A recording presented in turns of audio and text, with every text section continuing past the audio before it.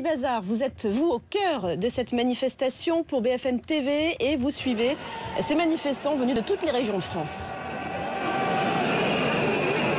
Exactement, et là nous sommes avec Édouard, Marie et 3 de leurs 4 enfants. Pour vous c'était important de venir en famille? C'est important de venir en famille parce que les valeurs qui sont défendues là, ce sont les valeurs de la famille bien évidemment, mais c'est ce qui fonde la société. C'est à l'heure actuelle, je pense qu'on a des gens qui sont perdus, des gens qui cherchent leur identité.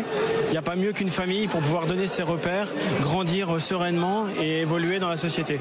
Aujourd'hui vous êtes venu apporter un message au gouvernement. Manuel Valls ne vous a pas convaincu lorsqu'il a dit qu'il n'y aurait pas de GPA en France et qu'il n'y en aurait pas à l'avenir également? Alors le Premier ministre a déclaré revenir sur des positions qu'il avait déjà défendues.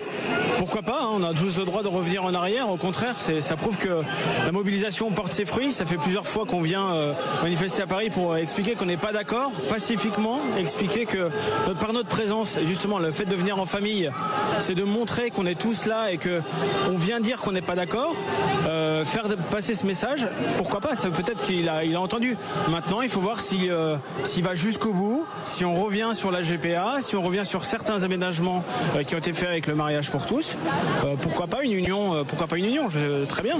Mais Alors, 8 mois après la dernière manifestation, vous êtes venu demander à nouveau l'abrogation de la loi Taubira. Je demande à ce que ça soit. C'est pas que moi je demande pas, mais je pense qu'il est intéressant de discuter plutôt que d'arriver de demander des choses, demander un dialogue. Aujourd'hui, il faut dialoguer. Tout le monde dit qu'il faut dialoguer. Or, c'est pas le cas. Tout passe en force. La loi sur les familles, le financement le financement des aides, les allocations, etc. Le couperet est tombé de manière massive.